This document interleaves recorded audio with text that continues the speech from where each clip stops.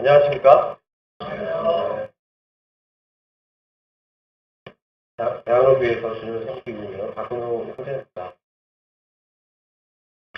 주님께서 저를 선하게 인도해 주셔서 오늘 이 자리에서 주의 말씀을 변할 수 있도록 해주신 우리 주님께 영광을 드립니다. 시간은 하나님의 경륜이라는 주제로 한 시간 보자 합니다. 잘 모르시는 분이 많으시죠. 제 간증 잠깐 드리고 말씀을 드리고자 합니다. 저는 69년생이고요. 나이는 한국 나이로 46살입니다. 고등학교 2학년 딸이 있고 초등학교 4학년 아들.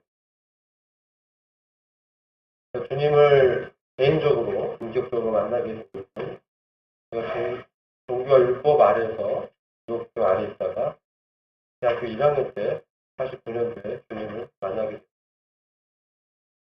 됐습니다. 서울 관악교회에서 만나게 됐고요. 그 관악교회에서 아리따운 자매를 만나서 제가 결혼을 하게 됐습니다.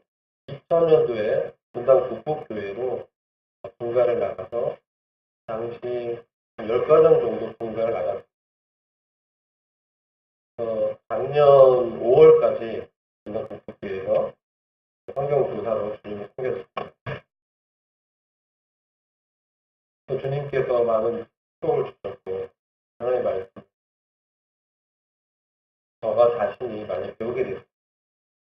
특별히 오늘 이 하나님의 경륜이라는 주제는 제가 교회 세력에서 해방받지 못하고 돈을 받았지만 종교 생활을 하는 저를 주님께서 깨우쳐 주시고 주님의 기쁜 섭리와 주님의 어떠하심을 이렇게 분명하게 보여주신 그런 말씀입니다. 당시 이제 분당 북교에서는 수요일 날 바이블 리딩을 했습니다.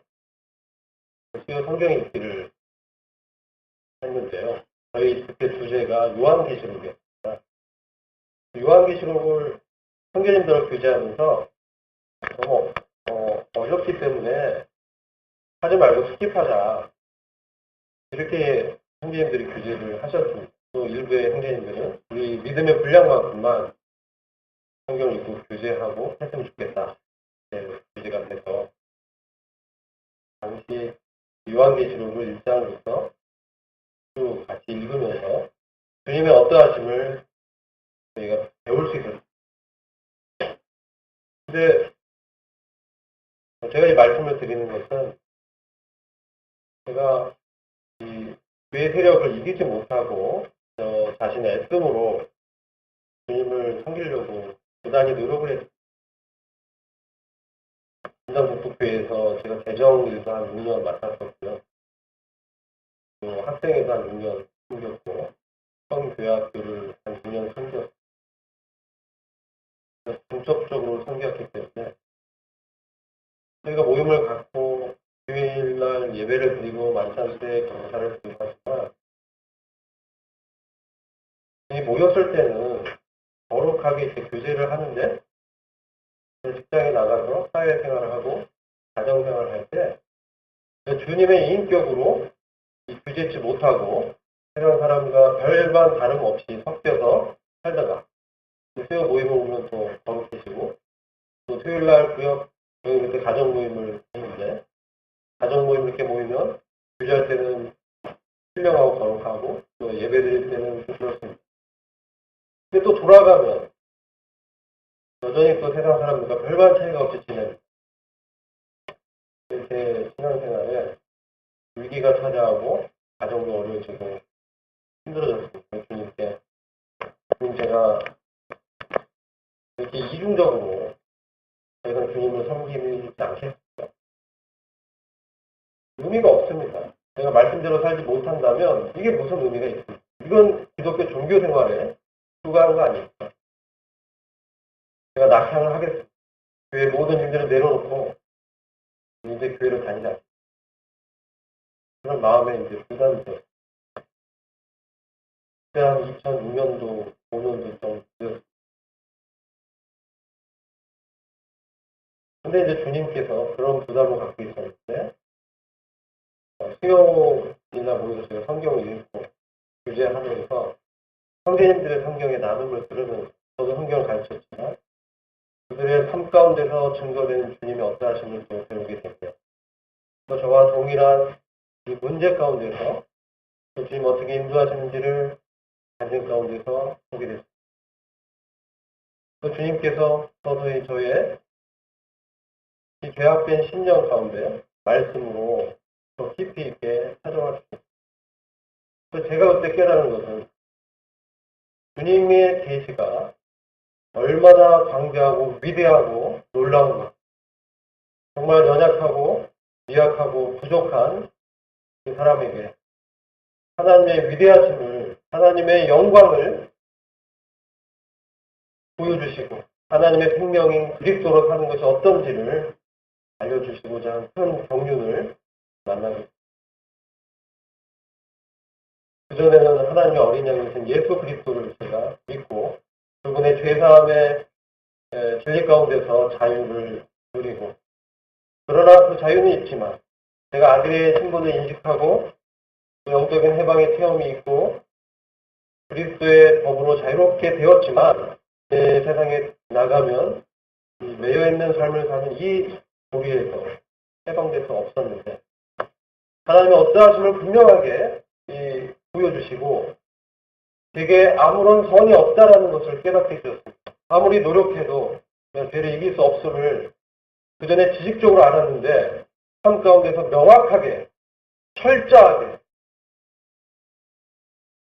정말 무능력하고 전적으로 능력이 없는, 내 안엔 선을 행할 능력이 전혀 없다라는 것을 주님께서 제 삶 가운데서 보여주셨습니다. 또 하나님의 위대하심 어떠한가? 우리 주 예수 그리스도께서 바로 하나님의 아들이시고 살아계서 역사하시며 사시고 참되신 하나님이심을 이 말씀을 통해서 분명하게 보여주심으로 제 삶에 전환점이 되었습니다. 그때부터 하나님의 말씀이 어떠한지 그것에 몰두하고 하나님께서 시간을 주셔서 연구할 수 있었습니다. 그 안에서 나타나는 그 하나님, 그분의 영광을, 그분의 그 위대한 그리스도를 통해서 저희에게 나타내 주시고자 하는 그 놀라운 생명을 삶 가운데서 경험하고 나누고 또 행하는 그 신앙의 본질을 깨닫게 됩니다. 오늘 주제는 그런 위대한 하나님의 경륜이 이 사람을 어떻게 인도해 왔는지, 역사 속에서 나타난 하나님의 역사를 살펴보겠다. 물론 형제님들이 충분히 일반적으로 알고 있는 성경의 지식이긴 하지만 이번 시간에 좀 더 정리하는 시간을 보자는 마음으로 새로운 것을 준비하려고 하다가 저보다 많이 아시는 선배님들께 그렇게 하겠보다는 주님의 이 경륜의 깊이가 없다함을 함께 나누고 싶었다고 생각합니다.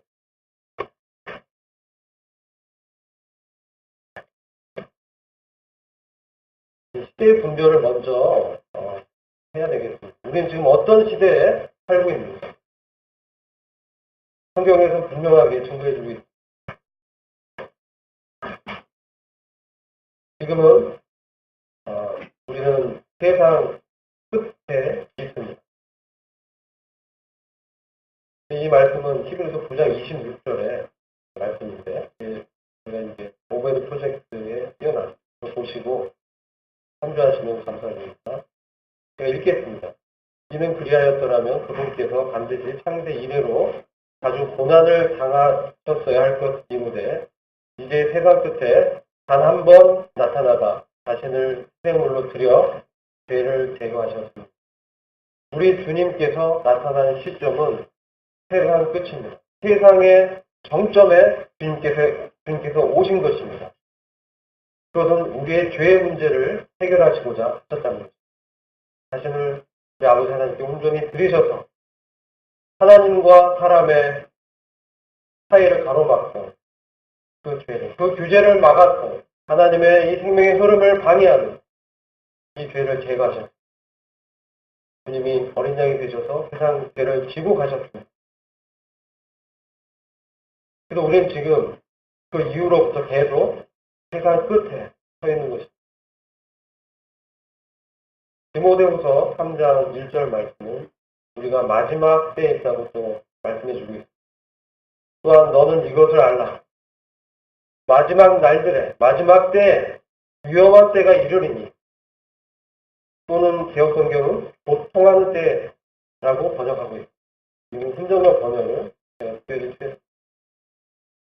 이 말세에 위험한 때가 이르렀습니다. 우리는 위험한 때, 영적으로 정말 고통하는 때에 있는 것입니다. 어떻게 고통하고 있습니까? 4절 보면 사람들은 배신하고 관계가 좋지만 어느새 자기의 이익이 침해되고 이익과 상충되면 위에서 다른 일을 도모하게 됩니다. 고집이 셉니다. 겉으로는 듣는 척, 그러나 마음은 변하지가 않습니다. 높은 마음을 품고 있습니다. 그래서 하나님을 사랑하고 하나님을 경외하고 하나님께 영광을 돌려드리는 인간의 창조 목적에서 떠나서 쾌락들을 더 사랑합니다. 이 말씀에 하나님을 사랑하지 않는 것이 아닙니다. 하나님을 사랑합니다. 하나님을 사랑하는데 자기의 쾌락을 하나님 사랑하는 것보다 더 사랑하는 것입니다. 특별히 이것은 기독교계, 종교계에 만연되어 있었던 사실입니다. 제가 이런 상황이 있었던 것입니다. 2004년, 5년 때 하나님을 사랑하기보다 이 세상에 나의 쾌락과 정욕과 이익과 이생의 자랑과 이런 것들을 더 사랑하다 보니 이것을 이길 힘이 없었던 것이죠. 그래서 경건의 모양은 있으나 경건의 능력은 나타나지 않는, 그저 삶 가운데 경건의 능력은 부인되는 그런 상태 가운데 있었습니다. 이 불쌍하고 연약한 이 사람에게, 이 죄인된 사람에게 주님께서 하나님의 말씀을 통해서 하나님은 어떤 분이신지를 보여주셨습니다. 4번 16장 6절을 보시면 긍휼과 진리는 죄를 속히십니다.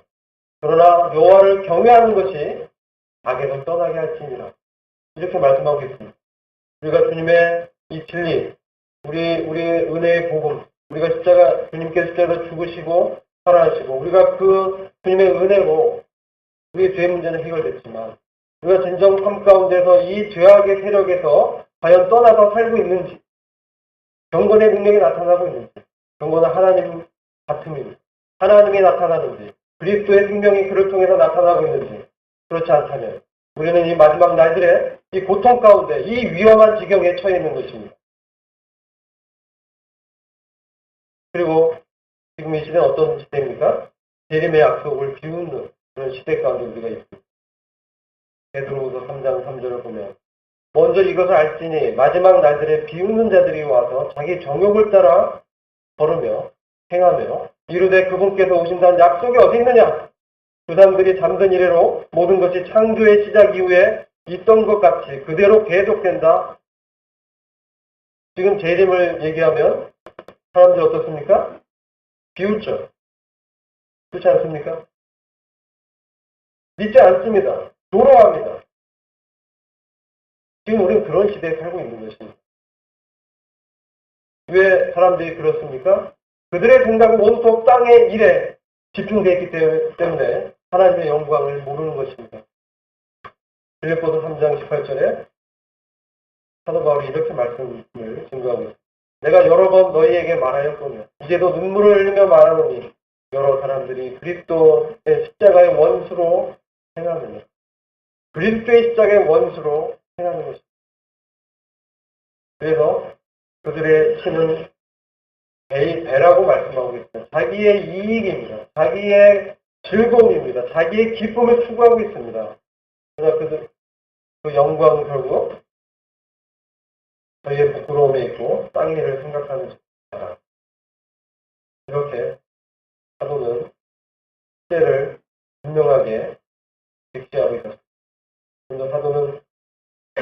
우리의 시민권은 오직 하늘에 있다. 이렇게 말씀하고 있습니다.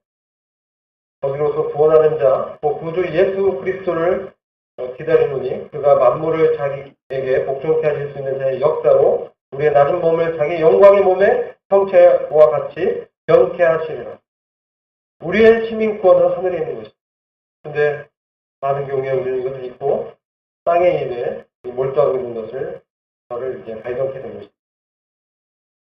여기서 시민권은 영어는 citizenship입니다. 근데 이게 영어 흔적의 번역은 컨버세이션이라고 되어 있습니다. 이것은 생활의 양식을 말씀하고 있습니다. 우리의 생활 양식이 하늘에 있는 것이다. 우리의 말하고 생각하고 마음에 품고 하는 모든 것이 하늘에 있는 것이다. 그래서 나타나는 것이 주님을 말하는 것입니다. 우리 주님께서 요한복음 3장 13절에 하늘에 계신 인자라고 자신을 소개하고 계십니다. 그분 땅에 사셨습니다. 그런데 그분은 자신에 대해서 하늘에 있는 하나님의 아들, 이자 동시에 사람의 아들로 이 땅 가운데 행하고 계셨던 것입니다. 그래서 저는 우리에게 영적인 중요한 시사점이 던져주고 있는 것입니다. 땅에 우리가 비록 살지만 우리 주님께서는 아버지 하나님과 항상 깊은 교제와 사귐 가운데 있었던 것입니다. 항상 아버지의 일을 생각하셨습니다. 아버지께 영광을 돌려드리고 아버지를 어떻게 기쁘게 할 것인가 하나님의 말씀을 받아서 그것을 대언하셨습니다. 그 땅에 있는 인자지만 그분의 진정한 위치는 하늘에 있는 것입니다. 우리의 진정한 위치는 어디에 있습니까? 이 땅에서 행하지만 하늘에 있는 것입니다. 하늘에 계신 그리스도와 함께 연합되어 있는 것입니다. 그리스도 안에 있는 것입니다. 그래서 우리는 그분을 대망하고 있습니다. 우리가 그분과 함께 동행하고 그분과 교제하지만 그분이 직접 나를 만나주시는 그날을 기다리는 것입니다. 그분과 영원히 함께 있게 된 그날, 그 주님을 기다리는 이것이 바로 그런 삶 가운데서 주님을 기다리는 삶은 우리의 삶을 변화시킵니다. 주님을 닮고자 하는 마음을 일으킵니다. 우리 주님의 인격이 얼마나 고매하고 얼마나 긍휼이 풍성하시고 이 죄인을 용납해 주신 하나님의 은혜가 얼마나 놀랍습니까? 그럼 그분을 우리 얼마나 깊이 사모하고 있는지 내 자신을 돌이켜보게. 그분이 오시면 만물을 자기에게 복종케 하실 수 있는 그 능력으로 우리의 낮고 천한 몸을 그분의 영광의 몸으로 죄가 존재하지 않고 죄의 권세를 완전히 벗어난 하나님의 아주가 방불한 주인과 같이 경케 하실 것입니다. 그러나 우리가 당연히 이것을 사모하고 있어야 되는데 많은 경우에 땅이 이걸 생각하고 있는 것입니다. 지금 시대가 그렇다는 것입니다. 그런데 이 시대는 주님의 오심을 비웃고 또 생각지도 않습니다. 마태복음 24장 44절에 주님께서 이러므로 너희도 예배하고 있어라. 생각지 않은 때에 인자가 오리라. 그 주님이 오실 때 아무도 생각할 수 없는 그때에 인자가 온다는 말씀입니다. 거꾸로 생각해보면 주님이 오시면 아무도 생각지 않는다는 거예요. 아무도 그때 이 땅에서 믿음을 볼 수 있겠느냐. 이 말씀하신 그때에 주님은 오십니다. 우리는 어떻게 그 주님의 오심을 기다리고 있어야 됩니까? 충성되고 지혜 있는 종으로 우리 주님께서 맡긴 그 사람들을 살피면서 때에 합당하게 맞게끔 양식을 나눠주고 양이 풍족하게 생활할 수 있도록 돌보고 생수에 근원되고 생수에 강이신 우리 주님을 소개하고 그 주님을 교제하고 이렇게 행하는 이 충성되고 지혜 있는 종을 주님이 찾고 계십니다. 이런 자가 되기를 제 개인적으로 소원이 주님이 제가 대학로 교회로 옮길 때 주님이 제게 보여주신 말씀입니다. 대학로 교회에 성경을 가르칠 사람이 필요하다. 저는 요청을 하게 되었을 때 교회 형님들과 교제를 하고 위에서 들어온 분별해서 제가 옮기겠습니다. 그때 받은 말씀, 이런 말씀. 이게 작년 6월이었어요. 근데 저는 계속해서 주님의 오심에 대해서 잊어버리고 있었어요. 근데 이러한 부르심을 생각하면서 주인이 올 때 그 종이 이렇게 하는 것을 보면 그 종이 복이 있으리라. 참 복에 대해서 생각을 해보게 되고 이 시대가 참 어떤 때인지 기억하게 되었습니다. 주님의 뜻을 따라서 몸된 교회를 지역을 옮겨서 주님을 섬기고 있습니다. 그 이후에도 주님께서 많은 것을 제게 가르치셨습니다. 영적 전쟁이 어떠한 것인지 그 실체를 보게 하셨습니다. 우리 날마다 주님의 영적 전쟁 가운데 있는 것입니다. 한 순간순간마다 주님으로 사는 내 육체가 행하는 그 가운데 있는 것입니다. 하늘의 영적인 그 권세와 정사들과 어떻게 싸워서 이길 수 있는 그것은 주님 안에 있는 것입니다. 이러한 시대, 이 주님의 오심이 다가온 이 시대에 주님이 어떠한 경영으로, 어떠한 경륜으로 이 세상을 주관하고 계십니다. 이것을 남은 시간에 그대로 보겠습니다. 이 내용은 이제 제가 요약해서 한 장에 프린트 내용을 드렸습니다. 나중에 프린트로 참조하신 내용이 요약되어 있으면 아시겠습니다. 이 시간은 이제 실태를 활용하겠습니다. 인간 창조의 목적을 먼저 살피면 창세기 1장 26절에 하나님이 가라사대 우리의 형상을 따라 우리의 모양대로 우리가 사람을 만들고 그로 바다의 고기와 공중의 새와 육축과 온 땅과 땅에 기는 모든 것을 다스리게 하자 하시고 이렇게 말씀하고 있습니다. 거기서 우리는 이제 후반부에 많이 집중하게 됩니다. 주님이 다스리게 하려고 인간을 창조하셨다. 맞습니다.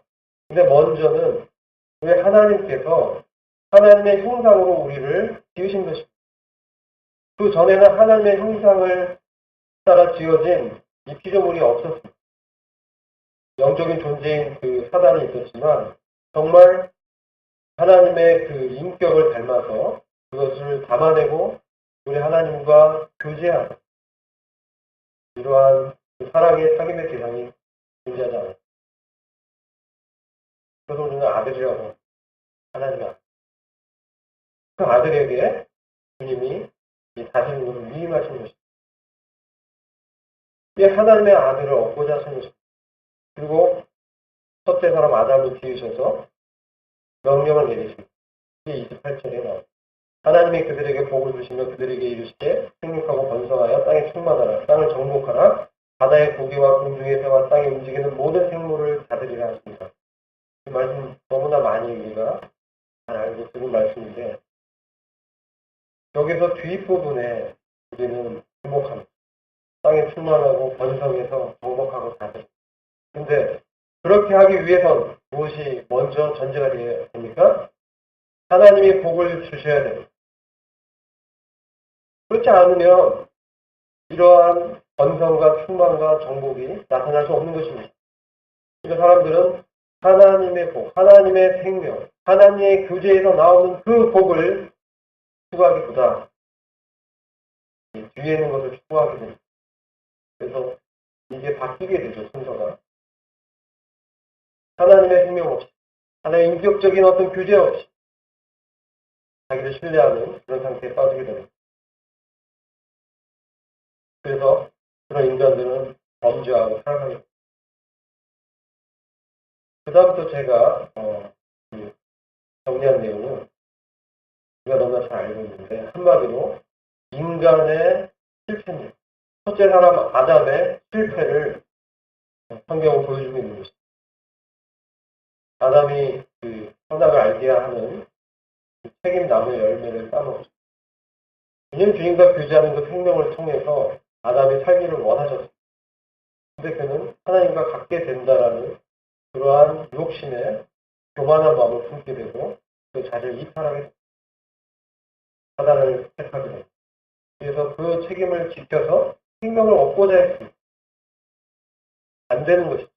그가 따먹지 말라라는 책임을 지켜서 주님을 기쁘게 하고자 했지만 그게 안 됨을 보여주고 있습니다. 나중에 그 자기 아내 하와에게 죄를 전가하게 됐습니다. 이것이 바로 이 율법이 우리에게 보여주는 예레미야 2장 13절 보면 내 백성이 두 가지 악을 행하였나니 곧 생수에 근원되는 나를 버린 것과 스스로 운동을 한 것입니다. 생수에 근원되는 하나님을 버려버리고 내가 근원이 돼서 웅덩이를 파기 시작할 때 그것이 바로 죄의 본질을 말씀해 줍니다.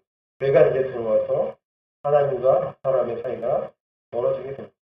그 다음부터 나타나는 구약 성경의 역사는 바로 이 첫째 사람 아담의 육신으로 하나님을 절대로 기쁘게 할 수 없다라는 역사의 반복입니다. 노아의 홍수가 있었죠. 인간의 죄가 반영하게 됐을 때 하나님이 물로 다 심판하지만 노아를 통해서 새로운 인류를 창조하시고 통치권을 주셨지만 노아조차도 그가 범죄케 되고 넘어지게 됩니다. 그 다음에 하나님께서 한 인물을 부르십니다. 믿음의 조상 아브라함. 아브라함을 통해서 하나님 부르시면 어떤 일을 저에게 설명해 주고 있습니다. 이것은 교회의 부르심과도 관계가 있는 영적 의미가 있습니다. 너가 처한 본토 친척 아비집을 떠나 내가 지시하는 그 땅으로 가라. 하나님께로 구별된, 하나님께로 속해 성별되는 그 부르심. 내가 처한 그곳을 죄가 반영된 우상이 가득 찬 그 갈대하고 지역을 떠나는 것이었습니다. 그래서 이 아브라함의 후손을 통해서 하나님의 어떠하심과 영광을 이 땅 가운데 나타나고자 하시는 그러한 하나님의 목적이 있었고 그에 따라 이스라엘이라는 민족이 세워지게 되는 것입니다. 그러나 이스라엘은 계속해서 하나님의 지으신 그 목적, 부르신 목적을 이루지 못합니다. 이 역사의 반복입니다. 출애굽 사건으로 그들이 오랫동안 400년 가까운 그 이집트의 노예 생활에서 노출됩니다. 광야에서 그들의 육신이 어떠함이 잘 나타납니다. 광야는 육신이 드러나는 그러한 곳입니다. 신명기 8장 말씀에 하나님께서 그들을 광야에 두셔서 그들의 하나님을 정말로 사랑하고 믿는지를 시험한다고 하셨습니다. 사람이 떡으로만 살 것이 아니요 하나님의 입에서 나오는 모든 말로 사는 것임을 그들에게 용포하셨습니다. 그러나 그들은 이제 실패하죠. 십계명을 받은 그 첫째 날에도 실패하고 맙니다. 송아지를 지어서 그것이 자기들을 구출한 구원한 하나님이라고 우겼습니다. 하나님께서 그들에게 두 번째 돌판을 만들 수 있게 해주시고 제사 제도를 세워주시고 하나님께 나올 수 있는 피의 제사 제도를 세워주시고 또 광야 가운데서 성막이라는 것을 주셔서 하나님의 이름, 하나님의 영광을 주셨습니다. 하나님의 사귐을 그들 가운데 주셨습니다. 하나님께서 부르신 그 목적을 이루고자 하셨습니다. 그들은 계속 율법을 주셔서 하나님의 거룩이 어떤지를 보여주시고 그들이 그만하게도 자기들 다 지킬 수 있다고 했지만 그들 지키지 못했습니다.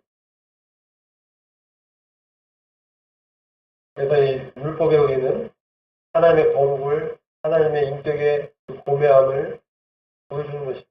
하나님의 수준이 어떠함 인간에게 보여주는 것입니다.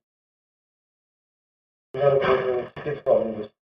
그것을 깨닫고 정말 하나님을 필요로 하고 하나님께 나와서 그들의 구원을 의지해야 그런 필요를, 결핍을 느끼게 하신 것입니다. 그들의 육신으로는 하나님을 절대로 기쁘게 할 수 없다. 가나안 정복 전쟁에서도 여호수아를 통해서 들어갔지만 그들은 실패하고 그들은 가나안 족속과 섞여서 이방신을 섬기게 됩니다. 우상을 섬기게 됩니다. 그럴 때 하나님께서 그들을 사랑하셔서 그들에게 은혜를 베푸십니다. 그런데 그것은 이방 민족으로부터 정복을 당하고 어려움을 당하고 전쟁 가운데 처하게 하셔서 생명의 근원되는 하나님을 찾게 하셨습니다. 하나님과 그 교제를 회복케 하시고 하나님께 영광을 돌리는 그 창조 목적을 달성코자 하셨습니다. 그래서 보낸 사람들이 사사요, 선지자요, 왕들을 보냈습니다. 그다음에 부분적으로 이루어지지만 그들이 죽고 나면 또 그들은 여전히 하나님의 이방신을 하나님과 겸하여 섬기는 이러한 죄를 하게 되는 것입니다. 이런 우상 숭배는 하나님이 절대로 용납할 수 없는 것입니다. 하나님 거룩하신 분이십니다. 하나님께는 사람이 만든 것에 절대로 영광을 주지 않으십니다. 결국은 하나님의 임재가 그들로부터 떠나게 됩니다. 그의 성전의 문을 떠나서 공문을 떠나서 이제 산 위로에서 하늘로 올라가 버렸습니다. 하나님의 임재의 거룩한 쉐키나의 영광이 이스라엘 민족에 떠났을 때 이제 주님은 이스라엘 민족을 더 이상 내 백성 아니라고까지 말씀하는 지경에 이르게 된 것입니다. 그들의 영적인 실상이 이러했습니다. 결국은 유대, 이스라엘 모두 다 실패하고 그는 모두 하나님의 경륜 가운데서 이스라엘이 먼저 정복당하죠. 아수르. 유대는 그 이후에 바벨론에게 정복당하고 하나님의 영광의 성전, 임재가 있었던 예루살렘은 그 이후로부터 지금까지도 이방인들에게 짓밟히고 있는 이방인의 때가 지금인 것입니다.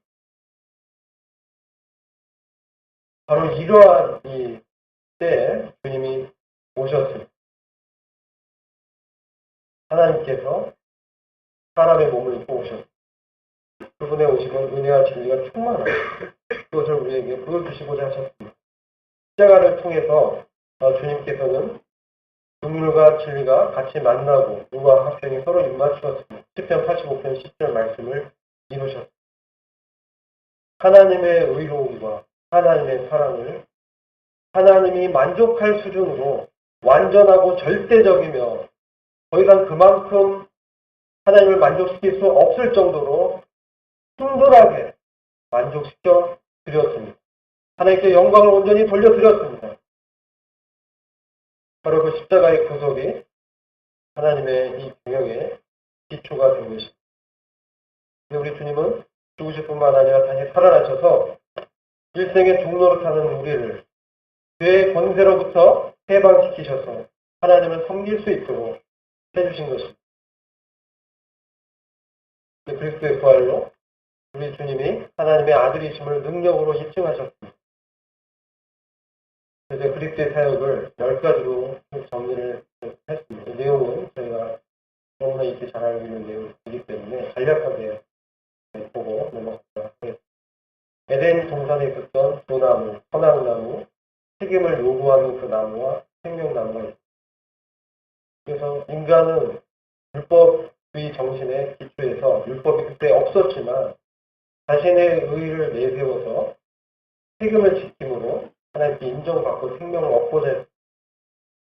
하나님의 방법은 무엇입니까? 하나님의 생명을 주셔서 하나님의 의를 이루시는 것입니다. 그래서 은혜 안에서 주님이 이루신 것입니다. 주님의 이 희생을 통해서 죄의 문제가 온전히 해결되고 우리는 주님의 의에 따르는 하나님의 생명을 얻게 됩니다. 그래서 우리가 이 사건을 볼 때 내가 정말 어떤 자인지를 알게 됩니다. 저는 이런 십자가에서 나타난 주님의 의와 사랑이 정말 이 삶 가운데서 실제로 정말 주님이 계시해 주시고 깨닫게 해주기를 참으로 원하는 마음이 많은 경우에 피상적으로 저희가 인식을 하고 감사드리지만 삶의 돌아가서는 상관없이 사는 것을 발견됩니다. 주님이 죄가 되셔서 죄의 정함을 받으시고 십자가에서 죽으셨습니다. 하나님의 아들께서 십자가에 달리셨습니다. 이만큼 의로우신 것이 어디 있습니까? 그런데 우리가 죄인 되었을 때 주님이 이렇게 죽으신 것입니다. 이와 같은 사랑이 어디 있습니까? 십자가에서 하나님의 모든 성품들, 그분의 위엄, 진리, 의로움, 사랑, 이 모든 것이 유지되면서 지켜진 것입니다. 하나님의 요구가 온전하게 충족된 것입니다.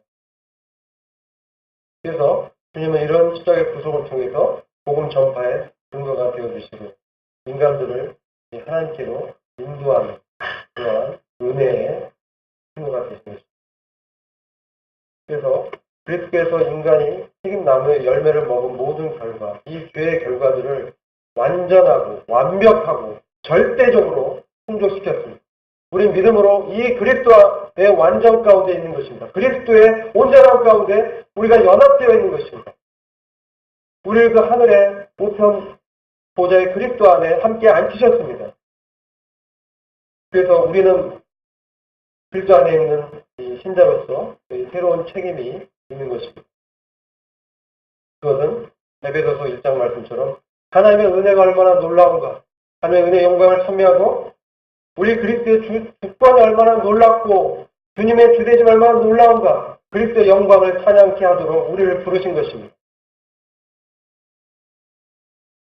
그래서 우리를 이러한 하나님의 아들들로 부르셔서 그리스도와 연합케 하셔서 공동상속자로 유업을 받을 자로 이 땅 가운데서 행하도록 하신 것입니다. 그래서 우리의 믿는 자, 그리스도의 본향은 이 땅이 아닌 것입니다. 우리는 하늘에 영적으로 있으며 우리의 나아갈 고향도, 우리의 본향도 하늘인 것입니다. 이제 주님께서 요한복음 14장에서 성소를 예배하러 가신다고 하셨습니다. 우리가 정말 그리스도 안에서 연합된 자로 이 땅 가운데서 주와 함께 교제하고 사귄다면 주님이 다시 오심을 얼마나 사모하게 되겠습니까? 이 세상은 죄로 물들어 있고 점점 더 사악해지고 하나님의 일에 무관심하고 하나님을 기뻐하기보다는 사람을 기뻐하는 일에 더 시간을 들이고 있습니다. 이 세상은 점점 그렇게 타락해 갈 것입니다. 제가 며칠 전에 버스 안에서 버스 광고를 봤는데 통화하다가 그 광고를 보고 순간 당황했어요. 어떤 광고냐면 인류의 희망을 위한 기도 집회. 들어보세요. 그 주최하는 측이 기독교, 불교, 천주교 연합 집회. 인류에게 희망을 주는 기도 집회를 한다는 거예요. 그래서 그걸 보면서 주님의 오심이 정말 가까워. 기독교가 이렇게 타락했구나. 그들에게 구원이 있습니까? 불교의 구원이 있습니까? 인류의 희망이 그런 것입니까? 우리의 희망이 이 세상의 번영입니까? 아니죠. 주님의 영광이 나타납니다. 주님을 다시 보게 되는 것입니다. 우리가 그 주님께로 가는 것입니다.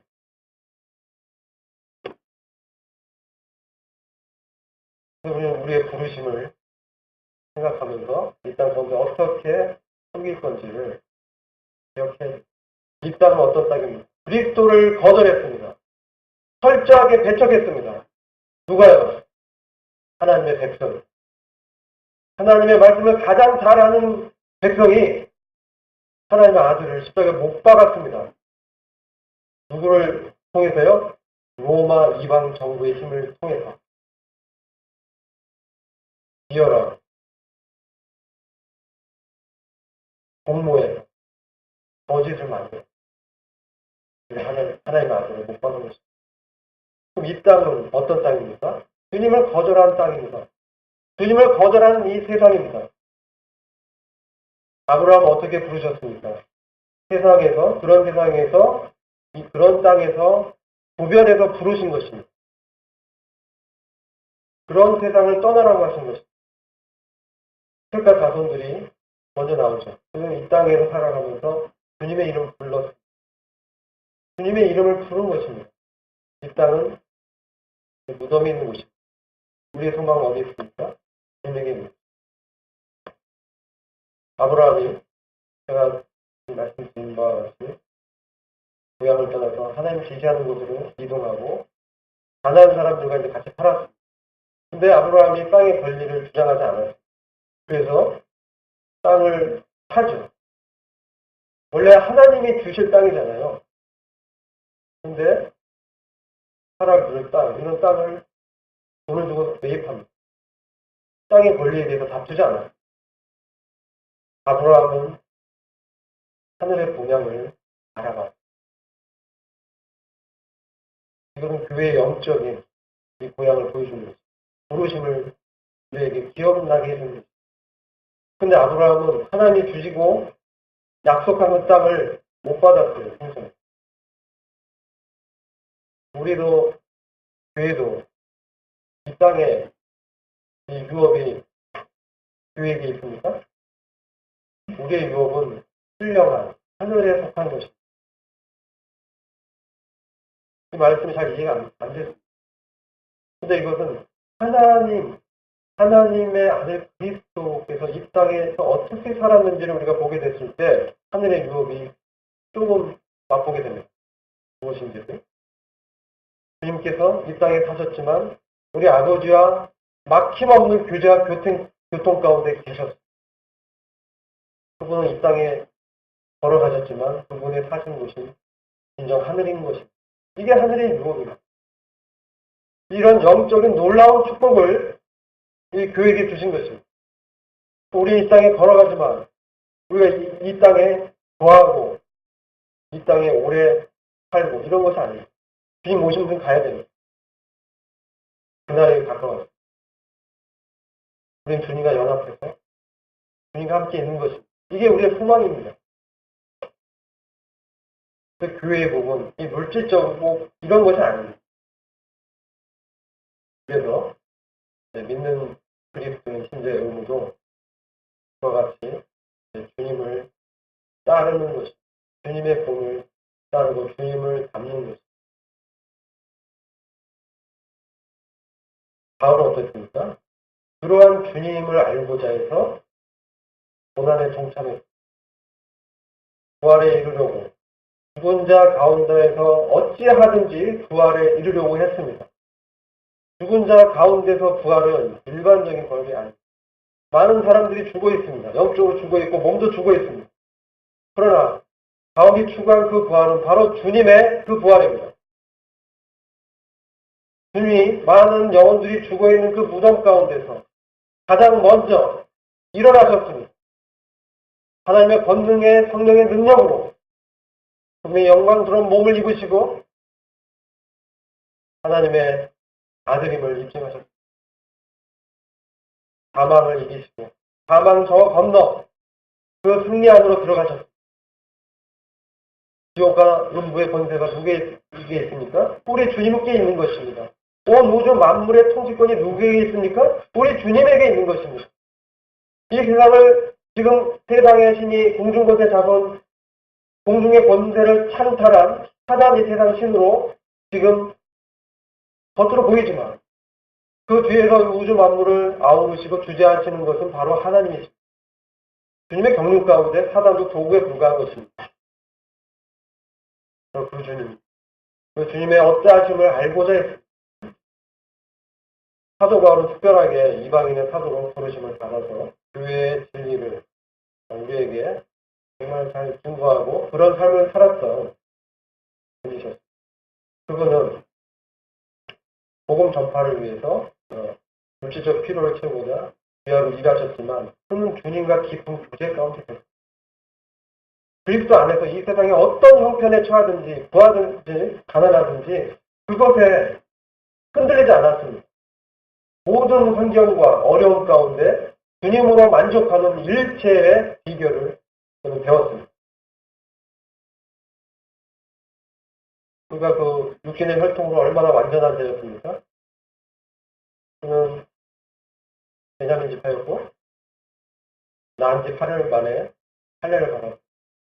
그 당시 유명한 가말리아 그 문파의 제자였고 율법으로는 흠잡을 데가 없는 자라고 자기를 소개했습니다. 근데 그가 어떻게 했습니까? 스데반을 돌로 쳐 죽이는 그 앞에 있었습니다. 답변 투표를 했고 돌로 치는 자들의 옷을 보관해줬습니다. 그 스데반이 순교하면서 그가 그 하늘의 문이 열리고 인자가 서 계시는 것을 본다라고 그가 주님과 함께 연합한 그 사실을 얘기할 때 사람들 어땠습니까? 스데반 돌로 쳐 죽어버리는 거예요. 도저히 받을 수가 없었습니다. 이게 종교의 실체입니다. 하나님의 말씀을 잘 알지만 하나님을 참으로 사랑하지 않았습니다. 하나님과 깊은 상인과 규제 가운데 없었습니다. 하나님 믿지 않았습니다. 그래서 주님은 그들에게 사단의 자식들아 얘기합니다. 그런데 바울은 이와 같은 유대인 민족으로 태어나서 정말 잘 수학받아서 거기에 아주 시원한 자로 성장했습니다. 로마의 신인권도 갖고 있었던 자. 그냥 지냈으면 그는 이스라엘의 큰 지도자가 됐을 것입니다. 사내들 공회원의 시장이 됐을지도 모릅니다. 바리새파였죠. 근데 그가 주님을 핍박하러 다녔습니다. 근데 사실 주님을 핍박은 아니죠. 누굴 핍박했습니까? 나사렛 이단의 괴수를 따르는 자들을 핍박했습니다. 그 그리스도인이죠. 주님을 부르는 자들을 핍박했습니다. 그들 잡아서 넘기는 권리를 대제사장들에게 받았습니다. 그래서 활기등등하게 그들의 앞잡이 노릇을 다메섹 도상에서 주님을 만났습니다. 근데 주님이 뭐라고 하십니까? 그 당시 사울이었죠. 사울. 다시 바뀌는 이 뒷발기라는 얼마나 너희 고통이 다시를 달실질하는 이 고통이 너에게 얼마나 크겠느냐. 하늘에 빛이 내려가서 사울과 그 이전을 사울이 눈이 멀어버렸어. 하나님의 영광 그 앞에서 눈이 멀어버렸습니다. 그리고 그는 깨달았습니다. 주여 누구시 나는 내가 핍박하는 예수. 바울이 예수를 핍박했습니다. 그리스도인을 핍박했습니다. 근데 우리 주님은 그것이 자신의 핍박으로 말씀하고 있는 것입니다. 주님은 바로 바울에게 내가 핍박하는 그들과 나는 하나이다. 하나로 연합된 실체이다. 너는 나의 생명 같은 자들을 핍박하고 있는 것이다. 그것을 깨우쳐주고자 하신 거예요. 그래서 깨달았어요. 그래서 그 다음부터 어땠어요? 주님을 알고자 했어요. 주님과 연합이 어떤 건지 알고자 그의 고난에 동참했어요. 그가 고린도서 12장에 보면은 불로 맞아서 끌려나갔을 때 아마도 3층 하늘에 올라갔을 것으로 분별을 합니다. 말을 할 수 없는 하나님의 영광의 부유함을 다 봤습니다. 근데 말을 할 수 없었어요. 그런 자아가 있다라고만 소개합니다. 그의 인생을 하나님의 이 길에 몰두하게 그의 전 생명을 그것에 바치게 하고 그를 이끌어가는 그 누굽니까? 주님의 인격입니다. 그를 받아주고 그를 핍박하는 주님을 핍박한 자신을 용납하고 그 바울을 사용하셨습니다. 이방인의 사도요 그릇. 그래서 어찌하든지 죽은 자 가운데서 부활하는 그것을 알고자 그가 축도했습니다. 그때 대신 주님을 따르고자 했습니다. 하늘의 구름의 상을 쫓았습니다. 많은 경우에 우리 바울의 본인, 바울이 나를 본받으라 빌립보서에 말씀합니다. 우리 말씀을 좋은 본으로 드러나서 성도들이 따르게 하는 그런 본으로 많이 소개해요. 저는 이 빌립보서 말씀을 묵상하면서 그것은 바울의 말씀하고자 하는 그 본질이 아니라고 생각해요. 바울은 그의 인생 가운데서 그리스도 안에서 발견되고자 부단히 애썼던 사람입니다. 나는 죽고 그리스도만 나타나는 그 삶. 그의 마음 가운데 주님이 주장하고 주님이 사시는 주님의 뜻과 자신의 뜻이 일치되는 완전히 하나된 그런 생명을 사는 삶을 추구한 자가 어떻게 나의 본을 따르라고 얘기했을까? 거기서 말하는 바울의 본은 그러한 주님을 닮고자 한 주님을 추구한 하늘의 풋대를 두고 과감히 뒤에 것은 잊어버리고 그의 업적과 실패는 다 뒤에 묻어버리고 온전히 앞으로 나가고자 한 주님과 동행하고자 한 주님의 영광을 가장 우선시한 죽은 자 가운데서 부활을 이루려 하고 했던 그것을 말씀하고 있는 것입니다. 내가 이렇게 업적을 샀으니 이것을 본받으라. 이것이 아닙니다. 그 바울이 지향했던 그때 이게 바로 그리스도인의 섬김이 어떠해야 되는지를 잘 보여주고 있다는 우리의 신앙생활의 규범을 육체를 신뢰하지 않고 그리스도를 따르는 것입니다. 오랫동안 이러한 육체를 신뢰하는 이 가운데서 너무나 오랫동안 고통 가운데 있었습니다. 뭔가 이 선을 행해보려고 했지만 안 되더라고요. 제가 깨달은 것은 안 될 수밖에 없었어요. 제게 선이 없었어요. 선은 무엇입니까? 하나님 음성, 하나님 외에는 선한 사람이 전혀 없다라는 말씀. 우리가 선을 행할 수 있지만 선의 본질은 하나님인 거예요. 그런 선을 어떻게 행할 수 있습니까? 육신으로는 도저히 그러니까 그 하나님의 기준을 만족시킬 수 없고 기쁘게 할 수 없는 것입니다. 그것은 내 안에 그리스도께서 주시는 그 능력으로만, 그 은혜로만 가능한 것입니다. 많은 교회들은 얼마나 제 이 종교 생활을 그렇게 보면 얼마나 제가 부단히 그것을 추구했지만 나의 의의를, 내 육체를 신뢰하는 마음이 섞여서 그것을 달성하고자 그것이 주님을 기쁘게 하는 것으로 생각을 해왔습니다. 근데 주님이 철저하게 그것이 아니라고. 내 삶의 실패와 제가 이제 직장을 5번 옮겼는데 얼마나 어떻게 보면 젊은 나이에 산전수전 다 겪었다 이렇게 볼 수 있어요. 어떤 분은 한 직장 오래 다니는 분이 30년. 저는 IMF 이후에 주님을 정말 특별하게 섬기고 싶었어요. 그래서 직장에서 명예퇴직하고 나름 준비했어요. 근데 그게 무너지더라고요. 그래서 제가 육체를 내 능력으로 주님 섬길 수 없으니 너무 철저하게 주님이 그것을 가르쳐주셨어요. 대기업에도 가보고 그 가운데서 주님을 섬기고자 했지만 그 기업이 큰 것을 의지했지만 그것이 아니에요. 중소기업은 대기업은 상관없습니다. 주님이 함께 하시면 되는. 그 주님으로부터 배웠습니다. 이게 바로 우리 교회, 하나님 속에 감추었던 비밀의 경륜인 이 그리스도인이 바울의 본을 통해서 우리가 이 땅을 어떻게 살아가야 될지를 시사해주고 있다고 저는 생각합니다. 이것은 비밀입니다. 왜냐하면 구약시대에는 하나님과 사람이 어떻게 하나가 될 수 있겠습니까? 어떻게 그리스도 안에 이 신자들이 들어갈 수 있고 신자 안에 그리스도가 들어와서 사실 수가 있겠습니까? 주님의 십자가 사건과 부활하시고 성령을 보내주셔야만 가능했던 것입니다. 그 구약시대는 비밀이었습니다. 이러한 하늘에 속한 삶이 비밀이었습니다. 온전히 주님의 통제 가운데서 살게 됩니다. 주님의 인격 가운데서 그 위에 기초에서 성령을 통해서 우리를 부르고 계십니다. 이게 다 모이면 주님이 데리러 오십니다. 이게 교회의 진정한 복된 소망입니다. 우리가 그 주님을 추구하고 주님을 닮고자 한다면 주님의 다시 오심이 얼마나 간절하게 기대가 되겠습니까? 죄로 물든 이 세상은 우리의 고향이 아닙니다. 우리 집이 아닙니다. 그리스도께서 하늘에 앉아 계십니다. 우리를 부르고 계십니다. 우리의 복의 본질과 핵심, 그것은 우리가 그리스도 안에 있다는 것입니다. 그리스도 안에서 하나님께서 우리를 그리스도와 같이 보시는 것입니다.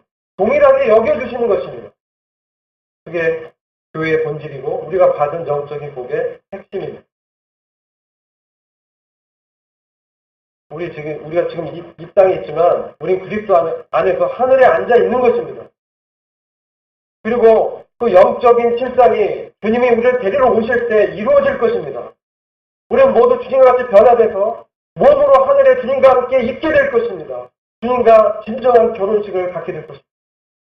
그것이 얼마나 놀라운 이 영광 가운데 우리가 들어가는 것이 아니겠습니까? 영원히 주님과 함께 있게 됩니다. 이것이